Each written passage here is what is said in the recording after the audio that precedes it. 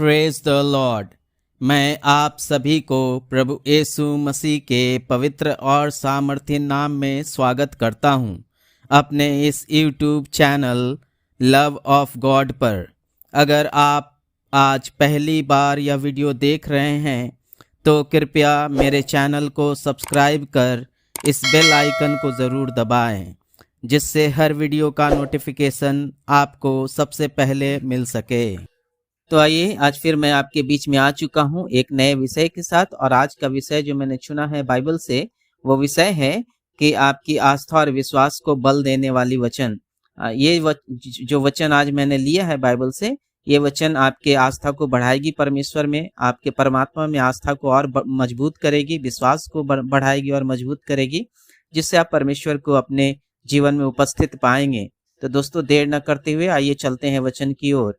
तो मैंने इसके लिए पहला वचन लिया है भजन संहिता 46 अध्याय का पहला पद। और यहाँ पर इस प्रकार से लिखा है, परमेश्वर हमारा शरण स्थान और बल है, संकट में अति सहज से मिलने वाला सहायक है। तो दोस्तों, परमेश्वर जो है हमारा शरण स्थान है। अगर कोई भी समस्या होता है तो हम सबसे पहले परमेश्वर के नजदीक में जाना चाहिए, परमात्मा के शरण में जाना चाहिए, और वही हमारा बल और शक्ति है। किसी भी तरह का संकट हो, किसी तरह का समस्या हो, लेकिन सबसे आसान से अगर कोई सहजता से मिल सकता है तो वो है परमेश्वर का अनुग्रह और कृपा। तो दोस्तों, दूसरे वचन की ओर चलते हैं। और दूसरा वचन मैंने लिया है यशायाह की पुस्तक 33 अध्याय का दूसरा पद। और यहाँ पर इस प्रकार से लिखा है, हे यहोवा, हम लोगों पर अनुग्रह कर, हम तेरी ही बाट जोहते हैं, और भोर को तो उनका भुजबल, संकट के समय हमारा उद्धार करता ठहर। तो यहाँ यशायाह नबी ये लिखता है कि हे यहोवा, यहोवा मतलब परमेश्वर, परमात्मा, हे परमात्मा, आप हम पे अनुग्रह कीजिए। जब हम संकट में होते हैं तो आपकी ओर ही हम देखते हैं, हम अपनी नजरें आपकी ओर उठाते हैं, आपकी ओर आशा रखते हैं, क्योंकि आप हमारा उद्धार करता है। और चलिए अब तीसरे वचन की ओर चलते हैं। और तीसरा वचन मैंने लिया है फिर से यशायाह की पुस्तक 40 अध्याय का 29 पद।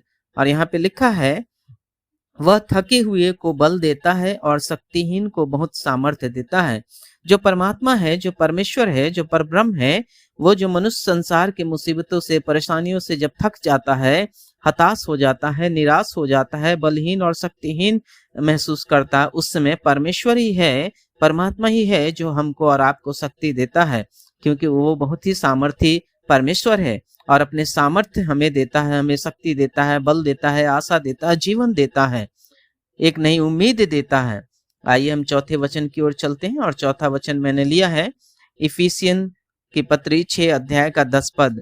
और यहाँ पर इस प्रकार से लिखा है, निदान प्रभु में और उसकी शक्ति के प्रभाव में बलवंत बनो।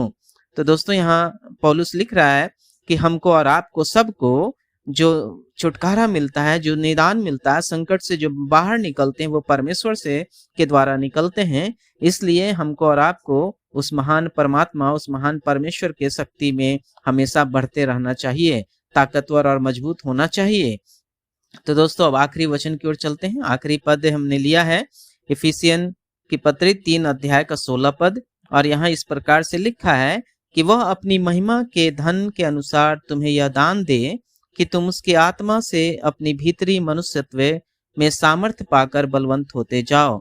तो यहाँ साफ साफ लिखता है पौलुस कि परमेश्वर जो है वो अपनी महिमा में जब उतरता है तो उसके पास जितना सामर्थ्य है उस प्रकार से आपको दान देता है, आपको जीवन में आशीष करता है, अपनी अनुग्रह को आपके ऊपर उतारता है परमात्मा। तो हमारा और आपका भी कर्तव्य बन जाता है कि हम अपनी आत्मा में होकर, हमारा जो मनुष्य तत्व है, हमारा जो मनुष्यता है, एक मनुष्य को जो मनुष्यता दिखानी चाहिए, हर मनुष्य का धर्म मनुष्यता दिखाना है, उसमें और हम बढ़ने पाए, उसमें और अग्रसर होने पाए, परमात्मा का आत्मा को पाकर हम मनुष्य तत्व को जागृत कर सके और समाज में लोगों को दिखा सके कि मनुष्य का असली धर्म क्या है। तो दोस्तों, यहीं पे समाप्त करता हूँ। आइए चलिए अब छोटी सी प्रार्थना करते हैं। अनुग्रहकारी, दयालु, सर्वशक्तिमान परमेश्वर पिता, आपको हम धन्यवाद देते हैं कि आपने सुंदर वचन से आज आपने बातचीत किया, आपने सिखाया परमेश्वर कि हम जब संकट में होते हैं तो आप ही सहारा देने वाले हैं, आप ही निदान देने वाले परमेश्वर है, आप सामर्थ्यशाली परमेश्वर आप है। हे परमात्मा, इस समय हम आपसे प्रार्थना करते हैं कि जितने लोगों ने वचन सुना है और मैं भी, हम सबको आप आशीष कीजिए, अपनी शक्ति और सामर्थ्य से भर दीजिए। प्रभु जी, हम प्रार्थना करते हैं कि अगर कोई संकट में है, परेशानी में है परमेश्वर, तो आप अपने सामर्थ्य से उसके ऊपर अनुग्रह और कृपा कीजिए और उसको उस समस्या से बाहर निकालिए। प्रभु जी, हम सारी बातों में आपको आदर महिमा इज्जत देते हैं। विनती प्रार्थना प्रभु यीशु मसीह के नाम से मांगते हैं, आमीन।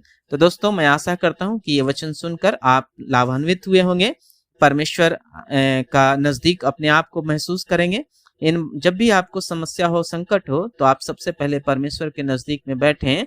संसारिक जो इलाज है, अगर कोई बीमारी है तो इलाज कराना जरूरी है, लेकिन उससे भी जरूरी है कि अपने मन तन हृदय से परमेश्वर के सामने उपस्थित हो, परमेश्वर के सामने उस परेशानी को रखें, ताकि परमेश्वर का कृपा, परमेश्वर का अनुग्रह आपके ऊपर उतरे और उस समस्या से आप चिंता रहित होकर, शक्ति पाकर, सामर्थ्य पाकर बाहर निकल सकें। तो दोस्तों, मैं आशा करता हूं कि ये फल लाएगा आपके जीवन में। आप सब मेरे वचन को देखते हैं, वीडियो को देखते हैं, परमेश्वर का वचन सुनते हैं, इसके लिए बहुत बहुत धन्यवाद। परमेश्वर आप सबको आशीष करे। God bless you all.